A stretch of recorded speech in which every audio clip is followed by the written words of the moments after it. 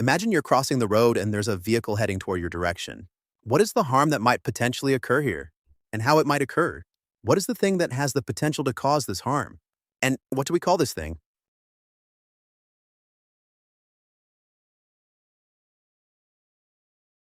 Well, in this example, the harm that might occur is getting injured, and how it might occur is by being hit by the vehicle.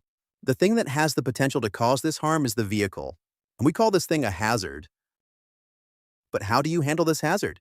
What factors affect your decision on whether to cross the road or not?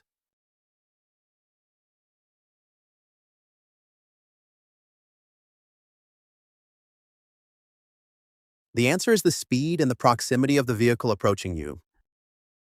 Since your decision will be affected by the speed and proximity of vehicle, will you cross the road if the vehicle is moving fast and is close to you? Is moving fast and is far from you? Is moving slow and is close to you? Is moving slow and is far from you?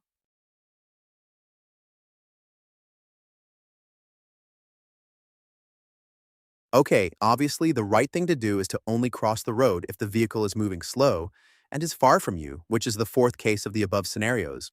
But why? Why should you only cross the road if the vehicle approaching you is moving slow and is far from you?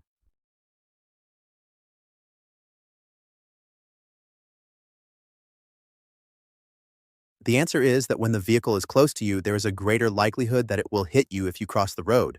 So the likelihood of harm is greater when the vehicle is close to you. In addition, when the vehicle is moving fast, there is a greater likelihood that it will hit you if you cross the road. So the likelihood of harm is greater when the vehicle is moving fast. Moreover, when the vehicle is moving fast, the severity of the injury you may suffer will be higher if you cross the road. So the severity of harm is greater when the vehicle is moving fast. Therefore, your decision is affected by two important factors: the speed and proximity of the approaching vehicle, which determine the likelihood that the vehicle might hit you, and the level of harm that may result. In the workplace, you will face several hazards similar to this vehicle, each with various factors that affect both their likelihood to cause harm and the severity of that harm. You should be able to quickly decide on the right action by evaluating the combination of how likely it is that the hazard will cause harm and how severe that harm might be. This combination is what we call a risk. Risk is the combination of the likelihood that a hazard will cause harm and the severity of the harm that might occur.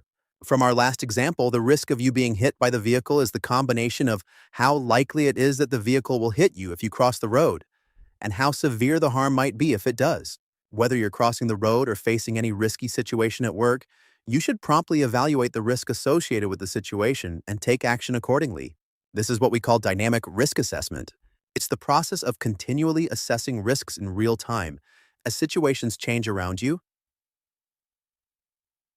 Thank you for watching. Check the video description below to download a free sample of our dynamic risk assessment activity or enroll in one of our courses for full access to course materials.